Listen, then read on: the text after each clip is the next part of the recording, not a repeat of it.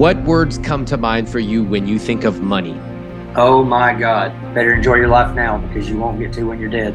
Get rid of it. If you got it. You might as well get rid of it and buy some things while you're here. I don't want a relationship where I feel like I am your mother telling you what we need to do and not do as a couple and making all the decisions for us. Why is this getting you emotional? I feel like it's been very unfair to Carrie. Maybe, she doesn't really have all this, everything figured out, and yet I still have so much to learn. Just by having a simple conversation about numbers can propel us to a higher ground so easily, just by having a conversation about it and not being afraid of it. Why the hell wouldn't we do that? Why wouldn't we do that? I have all the resources necessary and accessible to me to figure that out. And if I don't, that's just a sign of laziness. Have you heard people talking about the hedonic treadmill? The idea that once you start spending money on certain things, you're not going to enjoy it anymore. And then they usually tell you this. So therefore, don't get on the hedonic treadmill. Don't spend any money. If you get a raise, bank it all. I don't love that advice. It's just getting people to play small. I would rather you have a philosophy or a framework on how to know when you are ready to spend more. In my life, if you told me, Ramit, you can't stay at nice hotels, that would actually be very difficult for me because those things are important to me. For a lot of people, if they own a house and you say, you can't afford it anymore, you've got to rent or move into an apartment, they would find that incredibly difficult. I don't want you to be afraid of the hedonic treadmill and worry about spending money on anything because you're just going to get used to it, so don't do it at all. No, I want you to have a more nuanced perspective on money. That's why this Saturday on my podcast newsletter, I'm going to share 6 main areas where once you spend money, it's really difficult to go back. And my philosophy is to make sure that you are ready to move up the value chain before you ever spend money on these things. I set my life up so I would never have to take a step back when it comes to nice hotels. I want you to do the same for the important things in your life. Get on the newsletter at iwt.com/podcast newsletter. I'm only sending this particular newsletter out on Saturday, August 12th. After that, you will not be able to access it. iwt.com/podcast newsletter. I'd like you to meet Carrie and Taylor. They're both 33 years old.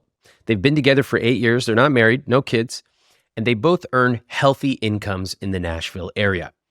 The problem that we're going to hear about today is that Carrie wants Taylor to get more interested in their finances. She feels like she's in the driver's seat and he's passively riding along.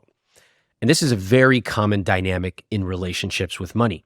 One person's reading my book, suddenly they start sketching out their vision of a rich life, but whenever they ask their partner to participate, they get a lackluster response back, like, whatever you want, honey. Or even worse, why do you always need to talk about money? This becomes intensely frustrating, with the person pursuing becoming more and more exasperated that their partner is distancing themselves. So you know what they do? They double down in pursuit. Therapists talk about this with the pursuer, distancer, or chaser, chasey dynamic, which I would encourage you to look up. I wanted to talk with Carrie and Taylor about getting on the same financial page. And today I want you to apply this conversation to your own relationship with each other and with money.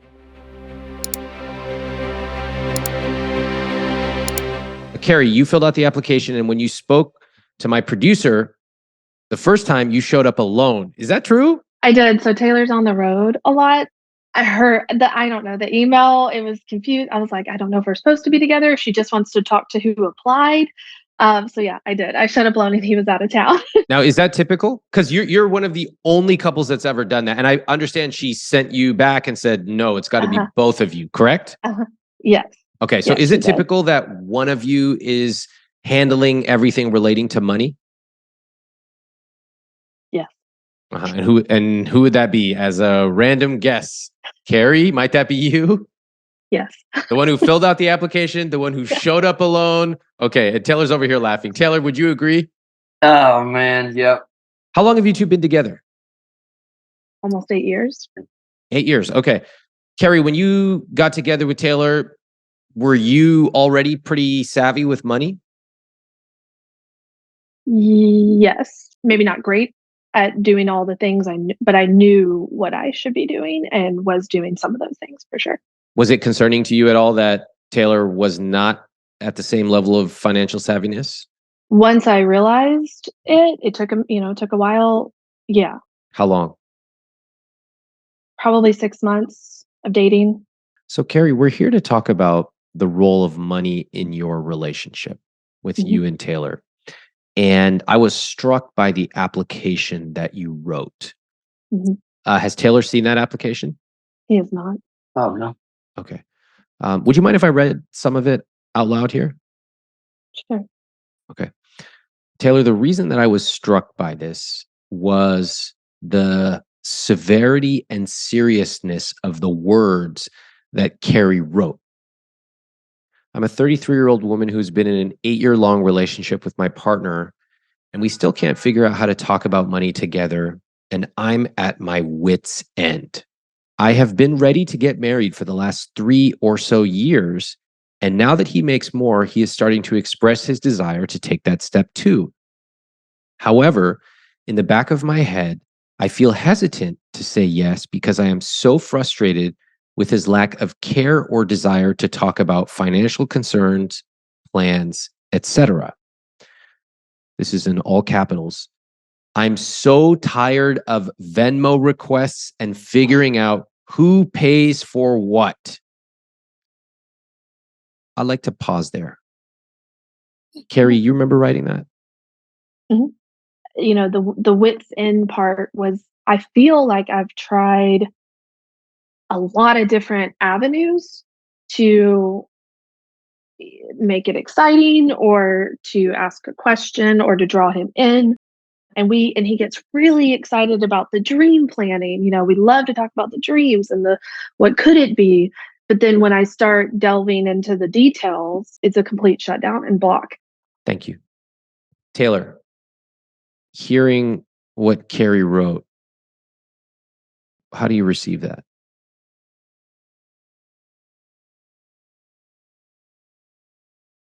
Me being me sucks. I mean, it I don't want to say that it hurts because it doesn't. I don't care. Like she's the one that's feeling this way, so it just sucks. Sucks to yeah, it just sucks to hear because I should be better and should I don't want to say be more of a man in the situation, but be just more communicative and a better partner in general. I don't care about what I'm feeling. I care about what she's feeling. But I care what you're feeling. So what are you feeling right now? Oh man, probably the one emotion I hate feeling, Tell me. disappointment. At who? Myself. This is the first time that someone showed up to our screening interview alone. My producer was like, "What's going on here?" And I think it actually reveals a lot when someone fills out an application without their partner knowing, or when you hear couples who didn't do the conscious spending plan together. It actually reminds me of these case interviews I used to do in college for management consulting firms. You go in there and they ask you a question like, how many ping pong balls fit in a 747?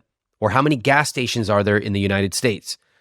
The truth is they don't really care about your answer, but what they want to hear is how you break down a thorny problem. That's the same thing here. When couples work on their CSP, I'm not really concerned if they get the calculations right. What I'm much more concerned with is how do they work on their CSP together? Are they cooperative or do they attack each other? Does one person do all the work? Right now, it sounds like Carrie is the one in charge, but she wants something to change.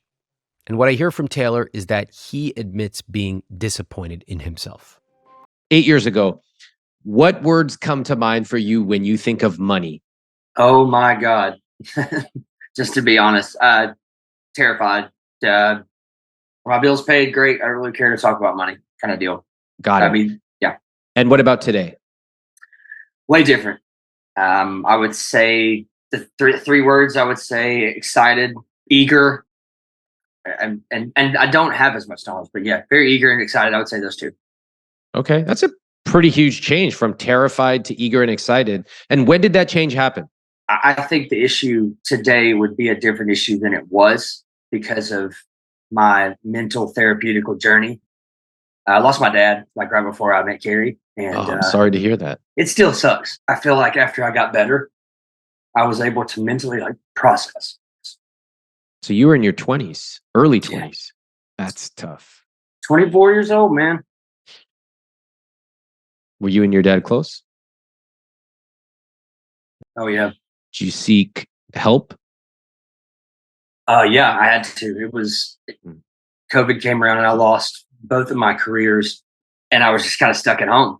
And I was just doing detrimental, mental abuse to myself and not catering to anything I needed to do and whatnot. And so I decided to take my life back. And that's without a doubt been, I would say, the reason why that I've been able to like move past the fear and be excited, because I've been able to like compartmentalize so many things in my brain instead of just being like a soup cocktail of just chaos. Yeah. And by doing that, I've been able to like process day-to-day things and that's me. That's how bad it was. I couldn't even process hour to hour things. When you can't do that, then you can't even begin to plan out your life. Are you still getting help? Yeah, I still talk. It's very, very sporadic. I've gotten to the point now that I was the end result for when I started, and that was I call and make the appointment when I need it. Wow. Instead of having a specific every 10 days, every 6 days, every Tuesday and Thursday. That was the goal. Sorry for your loss. It's okay. It's okay. What happened in those 7.5 years as it relates to money specifically? I think it happened when I started making a lot more money than I've ever made in my life. I would say a couple years ago. Things have changed recently, Mm-hmm. which is what prompted the kind of, I guess, the application, because now there's something to work with. Before, I mean, he's right in the sense that 2-3 years ago, he was making very little money. There wasn't much to work with. How much was he making? Taylor, what was your hourly wage? Well, a total like yearly, I was making less than 40 grand a year. And then recently you started making a lot more money. So how has that changed things? It made things really exciting. It's like, hey, all those big dreams and things you do love to talk about, they are very much now starting. We can start making some of these a reality. These can be within grasp. I love hearing all this, but why are we talking? Like, it sounds great, actually. He has achieved a lot. Taylor, you seem to be doing really well in your career. You're making way more than you used to make, 40K. Psychologically, you're doing better when it comes to talking about money and dreaming. Why are we talking today? How can I help? I think it's because of the application. I think there needed to be a type of financial mediation between us to like light a fire under my butt and let Carrie speak the way she wants to. But Carrie, why have you not said this? You've been together for 8 years. I feel like I have tried to say it in lots of different ways. Anytime we've ever moved or made a big decision together, whether we chose to do something or chose against doing something, it's something I bring up to you. Or anytime we've ever had extra money together, it's something I bring up to you. And the response typically is like, I don't care, just like do whatever you want to do. Like, I want to have free flowing, positive conversations with you about our future finances, money, what we want to do with our hard work together at any given, mostly any given time. That's what I want. Just kind of I don't know how to take down my walls of fear when talking about money. I have no desire. I have no idea how to do that. Okay, hold on. Let's not talk about talking about money. Let's Okay. just talk about money. So you want to have a conversation about money? Go ahead. So we filled out the conscious spending plan together. Hmm. And that was the first time legitimately that I have been able to get him to sit down with, not for lack of trying. That was the first time, Taylor, that you and I, and we talked about this, were able to sit down and walk through just general life finances, Yeah.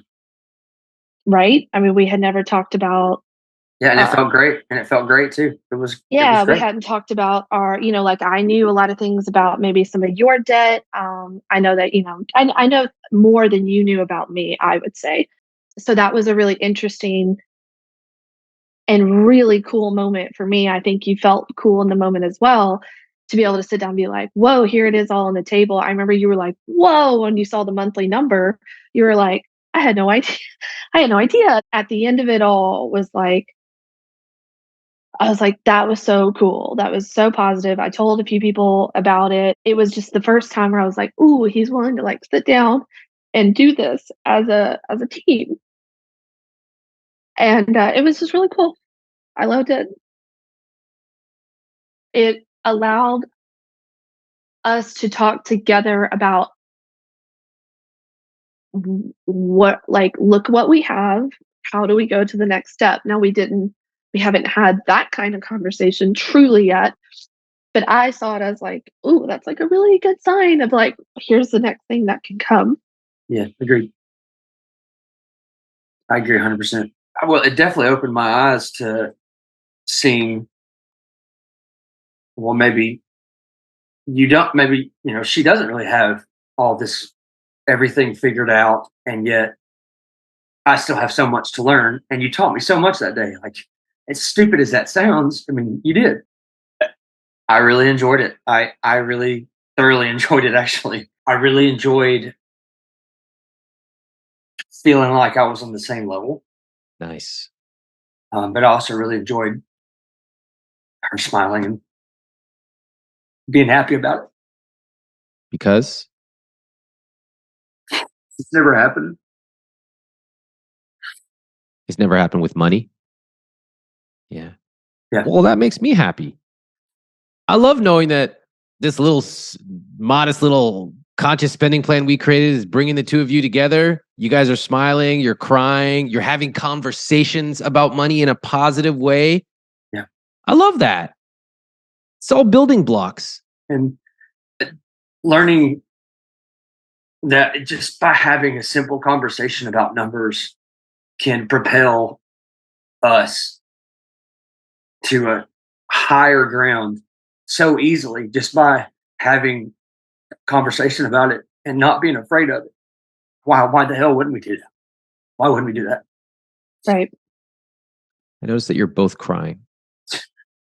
I'm curious why.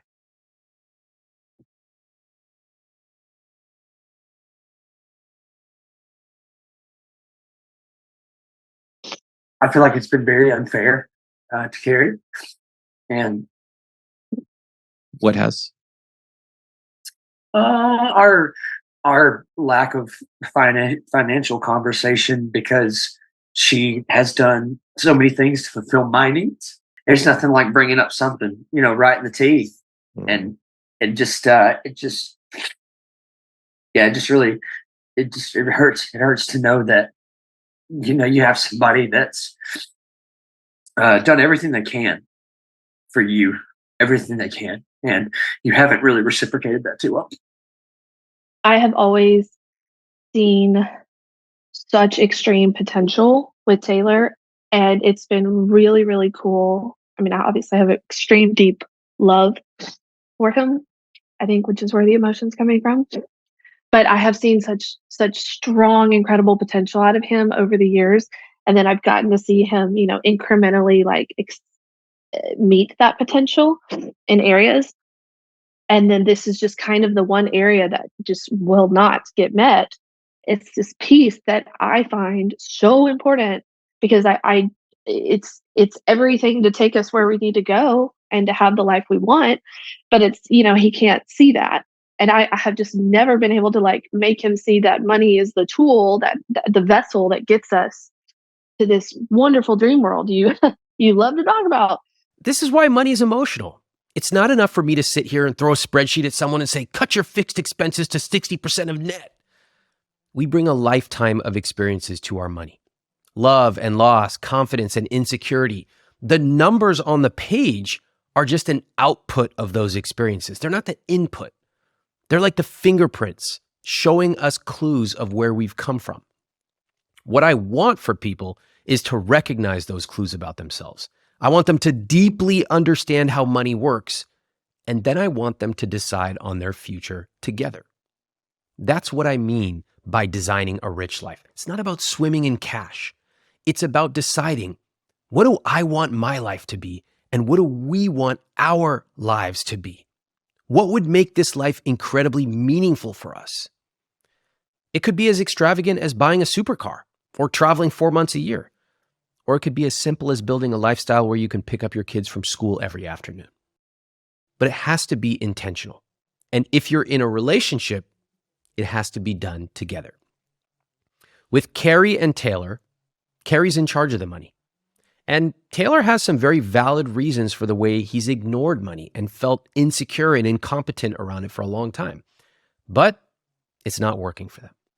Listen now as I try to get him to make a connection between an area of life he's really good at and his money. If we ended our call right now, how would you feel about your future as it relates to money with Taylor? I would feel nervous. Mm-hmm. He feels like he isn't confident in the topic or what's being discussed Right. or had. Taylor, what's an area of your life where you're really confident? Music. Let's talk music. I think that's the industry that you're involved in. So you know music. That's what you do for a living. You've been promoted. You're now making a lot of money. Fantastic. What's a question I can ask you about some music thing right now? Just give me a sample question. For what I do, you could ask me how many lights and lasers I have in my rig.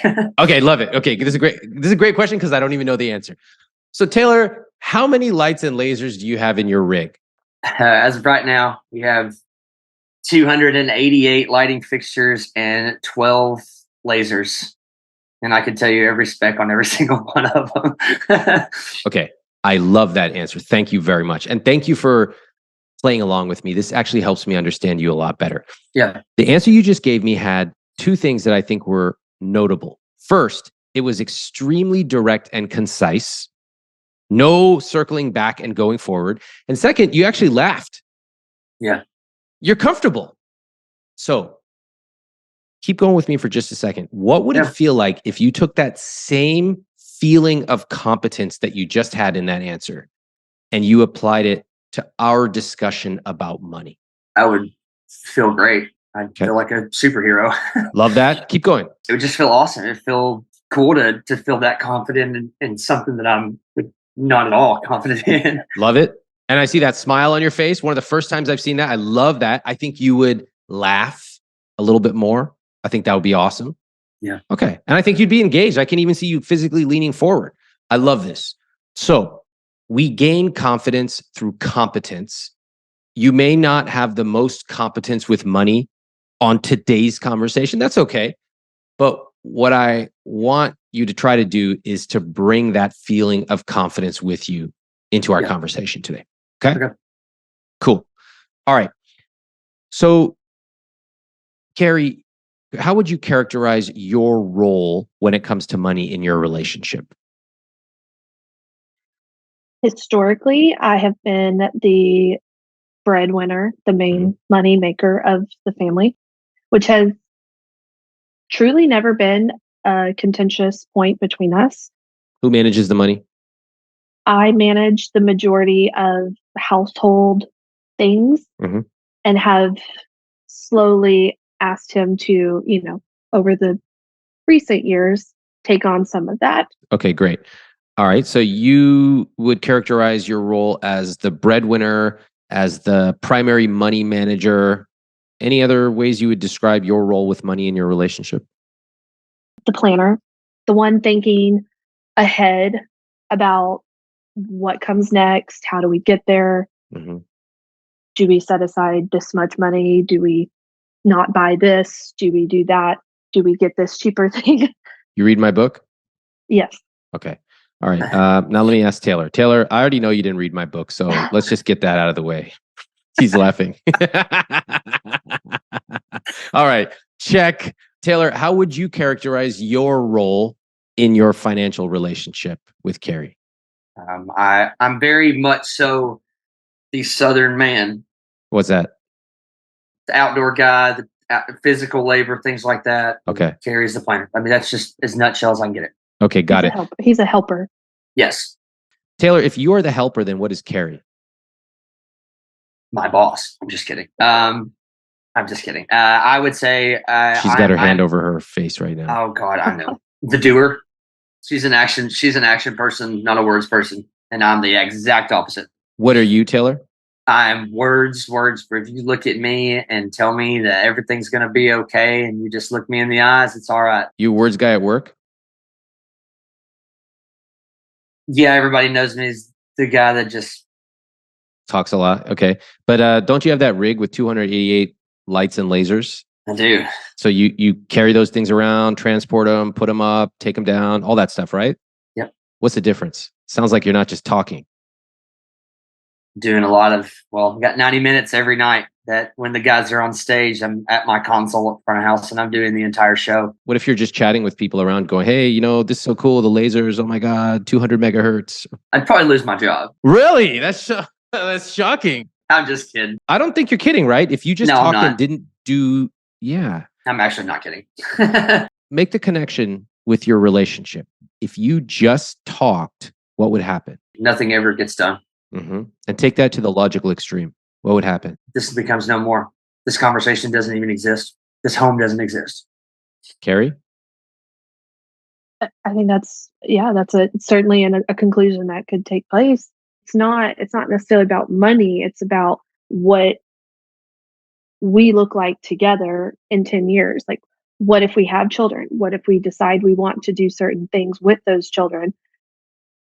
We need money to do that. Money is the vessel to get there. Let me just cut in here. Whatever you're feeling towards Carrie and Taylor, put it aside for a second and really try to understand his perspective. He identified himself as a Southern guy. He said his job with finances is words. In other words, to reassure her. He works hard and he makes money. Now, if we dig into this, I suspect Taylor would say he's living up to the exact ideal he was raised with. Southern guy, makes money, provides for the family, tells his wife everything's going to be okay. What's wrong with that? And why isn't this working? That question, why isn't this working? That's how I approach the next part of this conversation. I'm not trying to tell him something's wrong with him. It's not. It's just that this unconscious picture of life that he's trying to color in isn't the same picture that Carrie wants. The stakes are high. And I think that talking is good, but it's not enough. Okay. So you mentioned the Southern husband. What'd you call it, Taylor? The Southern man? Southern husband, Southern dad mentality. Southern dad. Okay. All right. What do you remember about money as a kid? Who'd you grow up with? Mom and dad? Mom, dad. Okay. What did they say about money when you were a kid? What do you remember? I'm being completely honest and I say hardly anything. They didn't talk about money. Yeah. No. Okay. Who paid the bills? My dad. Mm-hmm. My mom was stay-at-home mom. Mm-hmm. You ever see your mom paying bills, engaging with money in any way? Dad made the money. Well, let me tell you that. Dad made the money. Mom paid the bills. Oh, would she write the checks and like take it to the post office and the stores and stuff like that? Yeah. Yep. Okay. All right. Ever hear any disagreements about money from your family? Never. No. Southern. My dad worshipped the ground my mom walked on. Your dad never even had a debit card. My dad passed away at 64 with no debit card, no credit card, no cell phone or anything. He was old school. As you got older, when you were in high school, do you remember your family ever talking about money at all? No, the only time I ever remember was my dad telling me at 14 or 15, about time to get a job so you can save up and buy a truck, right? Wow. Was he kidding or was he serious? Dead serious. Was there ever discussion of you going to college or no? Yeah. Oh, yeah. It was. Did you go? I I Okay. was going to play soccer in college, Okay. and then I didn't do it. I wanted to be a normal kid. How did you pay for college? Pell Grants up until I almost left school because of bad grades. Then I had to get student loans. Okay. How much did you walk out of college with? Oh, I do not, that was so long ago. It was 12 years, 10 years ago. Goodness. I want to say it was right around like 30 something thousand. Did you pay that off, or is they still around? Now, I only have about, I think I have, that's on my sheet right here. I think it's just under 14 or whatever Okay. it is. It's just right around 14,000. Okay. If you had to describe the way that you treated money, let's say from college until your mid-20s, how would you describe it? Lighting it on fire every chance I got. Why? Can't take it with you when you go, right? Oh, wow. Who said that? Who's the first person you remember saying that to you? My dad, probably. Mhm. And then the song. Uh-huh. You can't take it with you when you go. What does that mean to you? Better enjoy your life now because you won't get to when you're dead. Yeah. And so the implication when it comes to money is what? Get rid of it. If you got it, you might as well get rid of it and buy some things while you're here. Carrie, hearing Taylor talk about this, the truck, his dad, anything surprise you there? No. No. What do you observe about Taylor as he talks about his early 20s, lighting money on fire, things like that? I think he was lost Mhm. in that time frame. He was scared and just trying to find purpose Mhm. and a sense of who he was. He went the route of easy, fun. Let's do whatever we want because I could die tomorrow.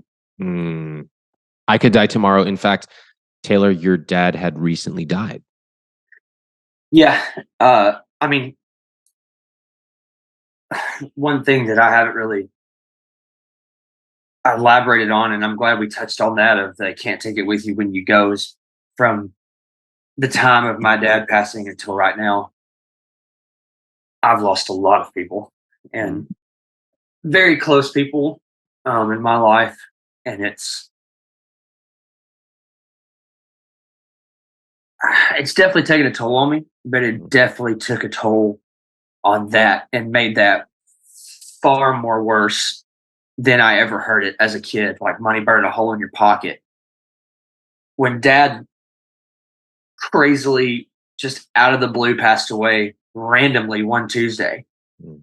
I was like, oh my God, I have no choice. Like I have to, dad was right. I got to listen to my parents. Like, and it just completely elevated the can't take it with you when you go. And I think that there's been so many times in my life in the last 8 years that instead of not spending money, I spent money, and I knew I shouldn't have. But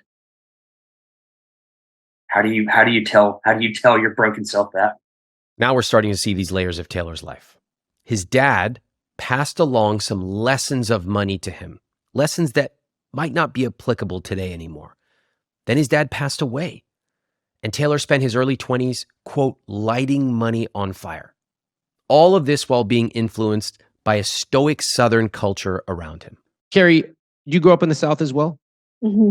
My dad was the main money maker, and my mom was a stay-at-home mom the majority of my life. He is an entrepreneur. He's owned his own law firm for years, criminal defense lawyer. And then my mom also went and kind of did the entrepreneurial thing and did a lot of multi-marketing level type. Uh-oh. I Oh, know. shit. Oh, God. All right. Well, that's for another day. All right. So who paid the bills on a monthly basis in your family? So I've heard my mom state this numerous times that growing up, it was always her. She Mhm. always managed the money. He brought it home, gave it to her, and she did everything. Yeah. And then as we got older and left the house, the children, and they aged, she told him she was sick of doing that, and she passed it over to him. So now he pays the bills. Wow, that's interesting. Do you ever ask her about that? How'd she do that? I've never asked her how she did it, but my dad's similar to what Taylor said about his dad and mom, like worships the ground she walks on, Mhm. and definitely thinks she is smarter than him. And I would say we have a similar dynamic, Taylor and I's relationship, to my parents' dynamic. You don't say. And so I think when she put her foot down and said, I'm not doing this anymore, he said, oh, okay, yeah, I'll do whatever you want. And Carrie, have you put your foot down with Taylor? In small ways. Let me ask that again. Have you put your foot down with Taylor? No, not Okay. really. I don't want to have to be that person. I don't want the role of a mother. I view that as my mother, and I view him thinking of me as a mother, like as both his own and what my mom does. We Yeah. know each other's moms very well. Yeah. And I don't want that image in his brain that that's Yeah. who I am. I'm his girlfriend. I'm his his love. I don't want a relationship where I feel like I am your mother telling you what we need to do and not do as a couple, and making all the decisions for us because I know better or I'm smarter or have more experience. Can I point something out to you? Mhm. When I asked him how he characterizes his role in your financial relationship, do you remember the word that he used? The helper. Yeah. You know who's helper? Children are helpers. Here, I have this tangerine. Can you help me peel it? Here, be my helper. Mhm. And who is handing the child the tangerine? Mother. Yeah. Mhm. So you may not want that mothering dynamic, but the fact is, it's already happening. Oh, I know. Oh, you know it.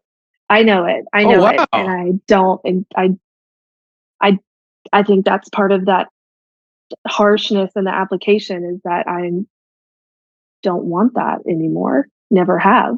All right. So let me make sure I get this totally accurate. In your dynamic and the dynamic of the people around you, the Southern husband or Southern dad is outside physical labor. Are they the primary earner? Yes. Okay. So in this relationship, that part's a little different. But they're sort of making money, or they're outside fixing things. And then their wife, she is what, Carrie? How would you finish that sentence for me? She's paying the bills on Uh-huh. time. She's calling the service repairmen, technicians when things fall apart. She's Mhm. buying the groceries most of the time. She's knowing when we're out of things and have to Yep. replace things. Okay. But I am very much wanting to split the responsibility. I want to partner in those things. I don't want to have to maintain all of that knowledge myself. It's pretty different than the people you grew up around, right? Mhm. What do they think about this? About wanting to split the responsibility? I think those that are our age would agree with how we Mhm. feel. Mhm. And everyone older than us looks at us like, what are you talking about? What'd they say? What words do they use to describe it?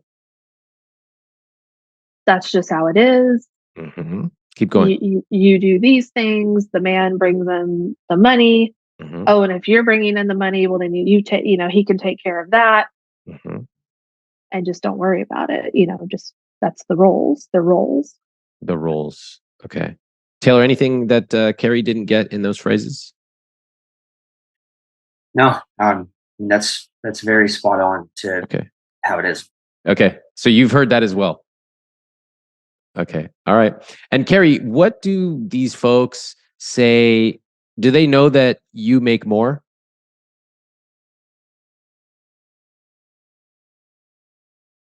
Yeah, I think so. Maybe not now, but certainly in the beginnings of our relationship, Yeah. first 5 years, I think it was obvious. Yes. It's so interesting that, Taylor, you had this offhand phrase a little while ago. You said something about manning up.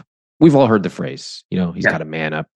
Yeah. And it's so interesting that typically when we think of the origin of that phrase, man up, we think of the man as what? What would you say? Typically the man is, breadwinner, blah blah blah, and the house owner, the earner, the driver in the car, just things opening the door, watching out for the kids, holding the baby, changing the diaper, when mom is not feeling good, and things like that. It's just that's That's the Southern mentality way of life for a man. Like man up, like you said. That's just what it is. But it's so interesting that you took that and you adapted because Carrie makes more. So you retained some of that old belief that you grew up with, that the man does the outside physical labor, but Carrie earns more, and you've now integrated that into you being a man, and you don't seem to have any issue with it, correct? No, I think that the old version of the Southern man up needed to be modified. I think my version of it, in my opinion, is the best modified version for the man that I need to be. It doesn't matter who makes more money if you're collectively earning money together and you are creating a life for yourself that you feel like is an abundance of life and a financial abundance for you later in life, then what does it matter? Very progressive. Okay, I'm with you, Taylor. I'm with you. I have to say, I'm very impressed hearing how the two of you have clearly thought about roles. And when I ask you questions about how you grew up, you just, boom, you know those answers because you obviously grew up around them, hearing these phrases over and over again. Yeah. Southern culture is a very strong culture. I love this podcast because we get to hear about different cultures every single week. I remember the Pakistani couple from episode 7, where he was expected to send money to his parents whenever they called. And if you grew up in America without immigrant parents, the entire concept is totally foreign to you. I love being able to bring those stories here to the podcast. And now today we get to hear Carrie and Taylor talk about Southern culture. Notice how they can articulate the exact words that people around them say. Like, that's just how it is, and that's the roles. That kind of tacit knowledge is never written anywhere, but it is nonetheless very real. So big thanks to Carrie and Taylor here for sharing the culture they grew up with. They may not think it's noteworthy, but I do. I think we all do. What's even more special to me is that they are assessing their culture and deciding what parts they admire, what parts they want to retain, and what parts they want to change. That is extremely advanced and, in my opinion, extremely admirable.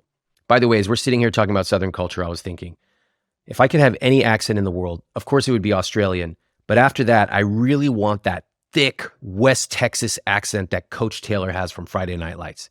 Can you imagine listening to this podcast and I was talking like that? This would be the best podcast on the internet. What is a specific example where the two of you have tried to talk about something and it didn't work? I can give one. Something that Taylor loves to explore and talk about and dream about is another home in a desirable beach town location. He talks a lot about LA. Okay. How cool would it be to have a little condo or a little apartment right by the beach or a studio that I could go to and work from, that sort of thing. And he loves to Zillow hunt. What cities are you looking in, Taylor? Oh man. I love California. I love Southern California. I love Arizona, New Mexico. I know there's not a beach there, but they're just really cool. And Florida, just because that's where I grew up going as a kid. Okay. All right. Got it. And I'll say, that is cool. I'll be like, it's like not that far reaching of a price. Like maybe that's something that is in our future. What would it look like to get there? And he's like, well, I don't want to do that. Like, just like, it would be cool. Like, right. And I'm like, he's like, why can't you just say that? I did say that. I also just said, how else can we how can we make that dream a reality? Also, would you be cool with another place that's maybe more affordable? What if it was like Costa Rica and that sort of thing? And, and he's like, oh yeah. And he'll kind of go on that dream journey there. But then as soon as it gets down again to like, you can buy land there, and maybe we start out with just land and do it like that, he kind of shies away again. What do you think Taylor is feeling at your response?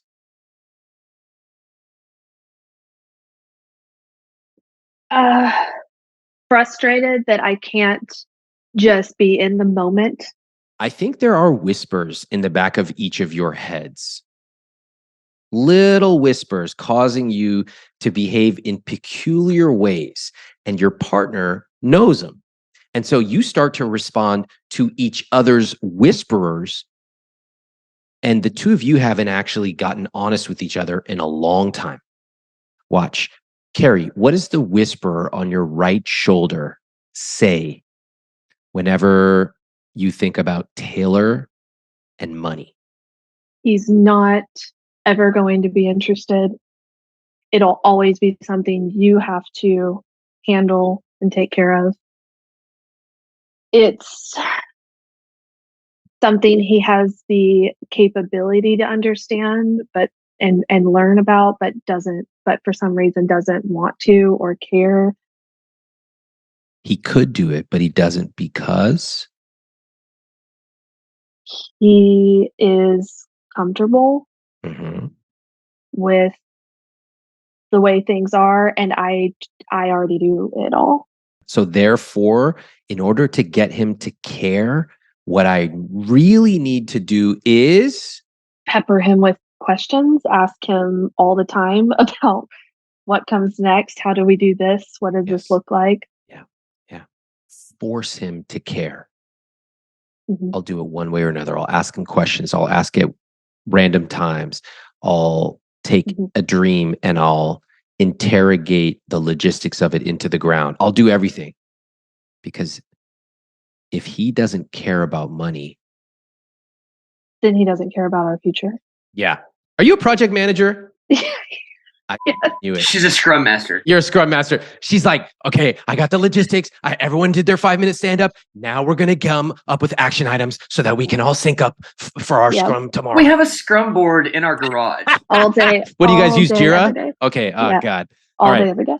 Listen, I love a good project manager, but I've found that it's difficult to apply some of the same principles in an intimate relationship. One thing I want to suggest to both of you, the more you talk, the less your partner will remember.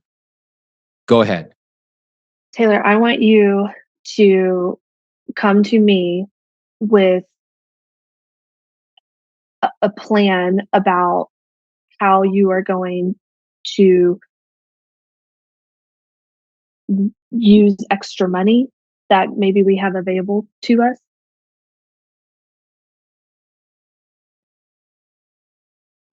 But I was waiting to see if you're going to fill the silence, and you were about to trip over yourself to get some words out. I was like, all right, we're about to have a choking incident on this podcast. Nice work. Carrie, how'd that feel? tough. Why?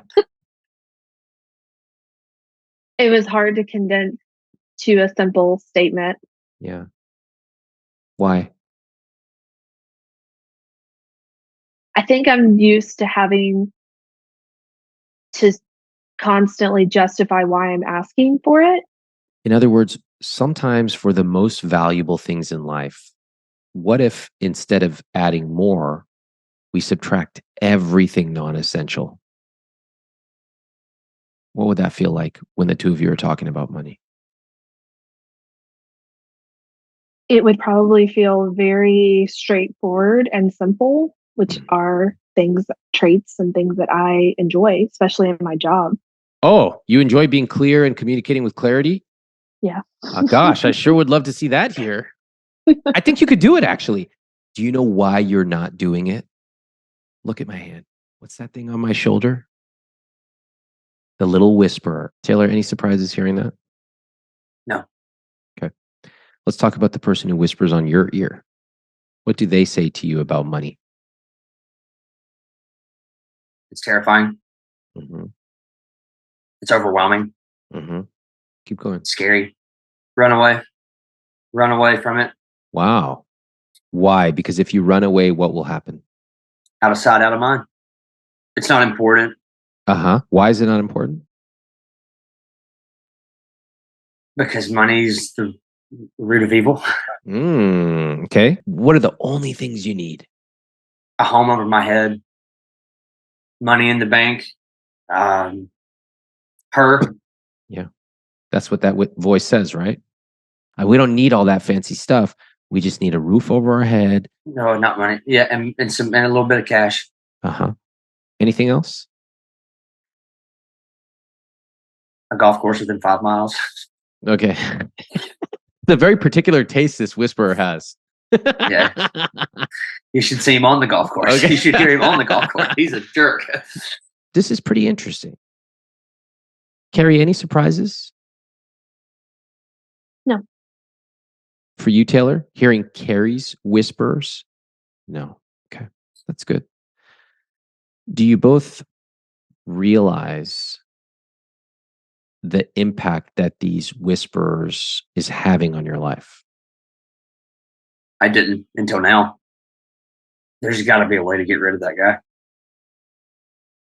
In fact, as one of your pieces of homework, I'm going to ask you to really articulate all the invisible scripts or the deep beliefs that your whisperer has taught you.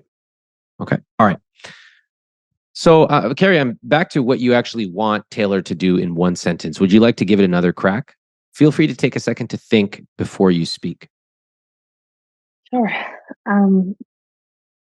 Taylor, I want you to be my equal partner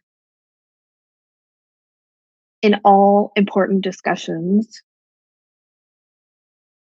in our life. I want you to contribute equally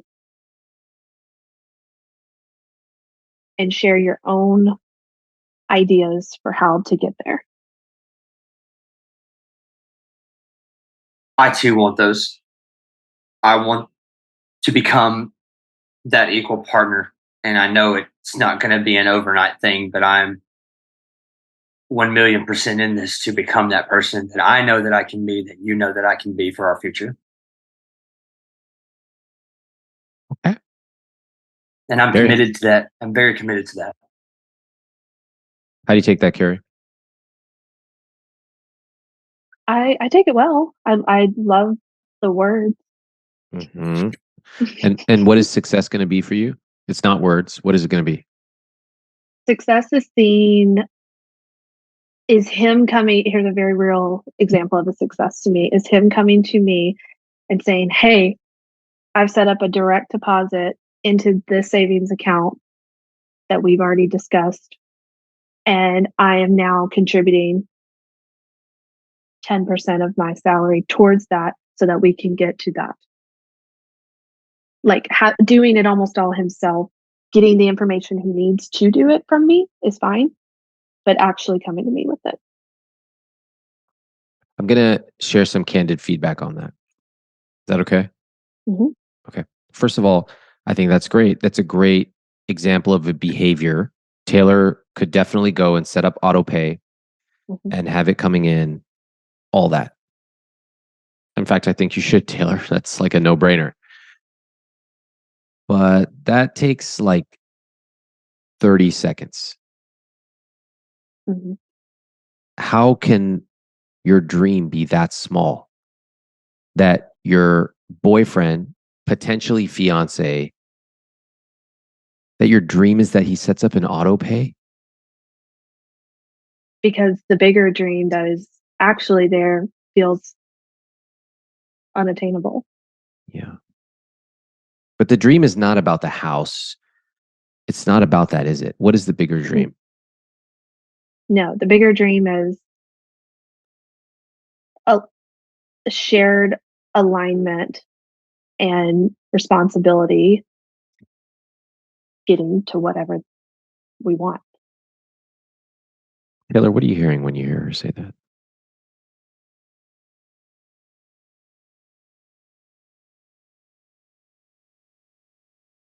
There's no better time than now than to, like I said earlier, take back control of the financial aspect, take control of the financial aspect of my life, whatever that entails. What does it entail? Exactly the way that I feel about my job, getting the job done, no matter what it takes, and being dependable. I think being dependable is very important in this regard and trustworthy. And I think that's one thing that I need to carry into my financial aspect of my life because I have it in other facets of my life. And I know I can teach myself how to do that and becoming very independent in a financial aspect of a person, but yet still dependently living with someone doing that and accomplishing things together is, you know, I think that's a very obtainable and achievable goal, and it doesn't take a long time to do that. I hear what she's saying. I want to take that to the bank. No pun intended. Yeah, as much as you care and have worked for where you are with your career and the job to get to that level that you are so proud of, I want the exact same care and work towards our future together. And you deserve that. You deserve that 1,000%. All right, let's take a look at their numbers. Their assets are $711,000. Their investments, $37,000. Savings, $15,500. And their debt, $650,000. All right. Total net worth? 113,300, I think. Okay, 113,000. And you two are in your early 30s, right? All right. So what do you think of that number? Carrie first, then Taylor. Total net worth. I think it is decent. Okay. Taylor? I mean, $113,000 looks amazing to me, but that's just this, the small town in me. Okay. You guys still live in a small town? No, we live outside of Nashville. Okay. All right. All right. Let's look at the income. What do we got? Let's start. Taylor, this time you tell me your combined gross monthly income. How much is it? $17,717. So you guys make that every month gross. Yeah. So over the course of a year, you make $212,000. What do you think about that? It's mind blowing. That's crazy. I've never known anything like that in my life. I'm giving you a round of applause for that. That's amazing. Early 30s, outside Nashville, making over $200,000 a year. With 2 homes. Yeah, that's amazing. So cool. All right, well done. That's great. Your net is about $15,000 a month. That's very nice. Your fixed costs, what number is this, Carrie? Your total fixed costs? 44%. 44%. What do you think about that number? I'm very happy with that. Okay. And Taylor, what do you think about that number? I'm very happy with that too. All right, your investments. Carrie, tell me this number. 8%. All right. It's like a little low for someone who only spends 44% on fixed costs. We'll find out the rest. Oh, savings is 21%. Okay. And let's just finish it off and then we'll dig in. Everything else, your guilt-free spending is 26%. Who makes the $10,733 a year? I do. That's you. Okay. And Taylor, you make about $7,000 a month. Okay. All right. Fine. All right. So Carrie, seems like you have some remnants over what used to happen in the past when you made way more than Taylor did. Have you adjusted this based on Taylor's new income? Certainly not the investments aspect. And we haven't spoken. He has made his own adjustments in the savings area, but we haven't Okay, I got it. So you're actually investing, you personally are investing 14%. Correct. But he's investing nothing, Taylor. But you're saving 30%. Okay, this is very typical of somebody who grew up like with their parents not talking about money. Taylor, when I say the word investing, what comes to mind for you? Putting money away for the future. Well, how come you're investing zero then? Because I don't know. Go deeper with me. Investing means what? Is it good or bad? It's good. I think investing to me means just putting money in your savings account, but that's clearly not. Yeah. Who taught you that? Mom and dad. But they didn't really talk about money at all, right? So what did they say instead? Did they ever use the word saving? You should save. Yeah, just put money. Make sure you got enough money in your savings. Make sure you not got enough money in your savings. That's a real small town type of thinking. Yeah. And I don't mind it because small town has a lot of great values associated with it. But when it comes to like asset allocation, no, we're not going to do that. I can actually see your values transferred from your family reflected on this spreadsheet. It actually tells me so much, Taylor. Let me show you. So I'm looking at your investments, your own money. You're investing $0. Okay, zero. So just to put a very blunt point on it, if the two of you split up, you have $0 that you have invested, at least on a monthly basis, with your new income. But I want to point this out to you. This is your family's influence. In some ways, very positive. You're actually saving a lot of money. You're saving 30% of your money. That is $1,800 a month in a long-term emergency fund. So you can actually see the whisper from when you were 7 years old and hearing, saving is good. And it is now reflected in your behavior today as a 30-something-year-old man. What do you think about that? I think the phrase "the apple didn't fall far from the tree" is really important. I mean, not really, but it's very true. It's true. It's so true. Now, again, we can honor our values. We can remember where we came from, but we can also design our own future, our own rich life. And I think that's what Carrie's really asking you. She's saying, look, step up. We can't just do the things your parents taught you. They grew up in a different time and they didn't teach you enough anyway. I need you to do this with me, right? Design this with me. And so my question, Carrie, is like, what are the stakes? Like, because this is an expectation issue. Mm-hmm. Mm-hmm. I don't think you've been clear about that. No. You were clear, though, when you wrote your application to me. Mm-hmm. Sometimes we're clearer with a third party than we are with our own partner. Mm-hmm. I'm not blaming you. That's totally normal. But you asked me here, and so I want you to use my presence as much as possible Mm-hmm.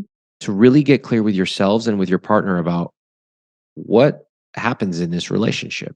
How are you going to move forward if you are so easily distracted by Taylor's conscious and unconscious avoidance tactics?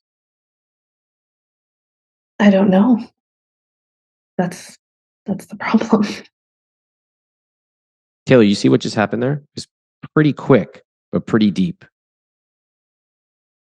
Yep. Okay. We looked at your numbers. Taylor recognized that now's a very good time to start, that he's got some work to do to understand 401ks, things like that.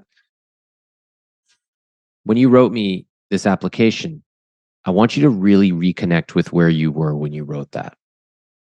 And I want you to be honest with yourself about, have you gotten your questions answered? Have you gotten what you need? I don't feel like there is much of a plan beyond this call. I am excited that he maybe has more visibility or understanding of like, what could, if we just do this, what could happen. Yeah. But I don't necessarily see a plan in place to continue that enthusiasm or ensure that that continues and takes place. I agree. Taylor, do you agree? I agree. From her perspective, absolutely, I agree. This is something I've struggled with my whole life, and there are times that I've gotten better, and there are times that I've gotten worse, and it to me it really doesn't make sense. Well, let me put it this way, Taylor. Right now, the level that you're operating at is not enough for Carrie. Whether you've gotten better or worse is irrelevant. The level you're performing at right now is not the level that Carrie needs in a partner. So you have options. What are those options, Taylor? I think I have one option, and that one option is to perform and better, to be that. How? That's just a word. How? By any means necessary. How? Specifically, tell me, how are you going to get better? Talking to her more, coming to her more. Okay. Establishing an equal partnership in a way by communicating of what I need to do via her mouth, being fully present and attentive, nothing else on my mind except for what is she saying and what I need to do to become that. I think it could be good for us, could be to decide because I mentioned talking regularly. So decide on maybe a regular time that we sit down and talk about if anything has changed with what we're working toward. I really like that because I'm very, all my jobs and everything I've ever done has been schedule oriented. Mm, And if I okay. know I'm supposed to be somewhere at a certain time, I don't miss appointments. Taylor, you've been together for 8 years. You clearly love Carrie. That's obvious. Can I just say that I think if you had the ability to do this, you probably would have already done it. So what about getting a little help? I mean, that's what you're doing talking to me, which is awesome. I'm glad you're here. You're both showing a lot of candor and courage. But Taylor, I'm going to suggest that it'd probably be a really good idea, maybe for the two of you, maybe individually, to get a little coaching, a little help, maybe a therapist help you communicate more effectively. How do you receive that? You open to that? Okay. Saying yes. I want to do anything. Love that. So to me, that's a really clear action step, which is I'm going to find a couples therapist for us to talk to. That would be a big sign. Carrie, how would you receive that if he came to you and said, I found somebody that likes us to go once a week, etc.? I would be floored. That was something I tried to do 3-4 years ago before he was ready. Okay. Taylor, you ready now? Absolutely. Carrie, would you like to respond right now? You look like you got something to say. Yeah, that would make me feel like he cares deeply about the importance of this, or of our future. I'll be the one to do that. And if I don't know how to do something, I have all the resources necessary and accessible to me to figure that out. And if I don't, that's just a sign of laziness. I really enjoyed talking to Carrie and Taylor. I'm not sure what's going to happen in the future, but that's not always the purpose of this podcast. The purpose is not always to give people 7 steps you must take tomorrow. That often takes a lifetime. A lot of times, this podcast is simply so that people can feel listened to, that maybe they can make a connection between the way they grew up and the way they are behaving and feeling towards money today. I don't have a clear set of action items that I heard from Taylor, and I really do hope that he's able to make the changes that Carrie wants. Let's listen into their follow-ups, and if you're watching on YouTube, you can actually see these on video. We just had our interview with Ramit a couple days ago, and he asked us to send a video answering 2 questions. The first being what surprised me the most. And I think what that was Ramit so quickly catching on to the fact that, in his words, what we do is we communicate to each other's whispers instead of what we're actually saying to each other. We're responding to the little people on our shoulders, communicating in that way, which is not serving us. So that was really surprising with how quickly he was able to identify that and catch on to that. Otherwise, the specific number one realization that I've had about money is that it's not comfortable for everyone, and that's okay, and that there are ways to communicate directly and simply for those who are not comfortable. I think I've been trying to force conversations just to get something, and this made me realize that there is a better way to communicate and speak to my partners. Overall, it was an amazing experience, and we thank you so much, Ramit. And now, Taylor. Ramit, how's it going, man? Coming to you live from my tour bus. I just wanted to answer, your 2 questions. And first off, I wanted to start by letting you know how important our conversation was to me, and how it's given me a lot of clarity in moving forward on, becoming that better partner financially and becoming that better person individually in general. But number one, what surprised me the most is I was surprised at how easy it is to just look at your partner and talk about important issues, especially when it comes to finances and when it comes to achieving things together. My number one specific realization I've had about money is it's not scary. It's not scary anymore. It's not something I should be afraid of. It should be something I'm excited about, because money can not only help me in my life and in my future, but it can help generations to come after this, so that, they're taken care of, but also they're shown the light in a way that I have been shown the light. So I just, I want to thank you again so much. I appreciate that. I appreciate you both, Carrie and Taylor. Thank you for coming on. Please keep me updated. I would love to hear how your rich life progresses together as you go forward. And if you're listening and you enjoy the money psychology that we talk about today, make sure you sign up at iwt.com/podcast newsletter. That's free. And every single Saturday, I send out a new podcast newsletter that you will not see anywhere else. So get on that newsletter so you can get this Saturday's Money Psychology podcast newsletter, iwt.com/podcast newsletter.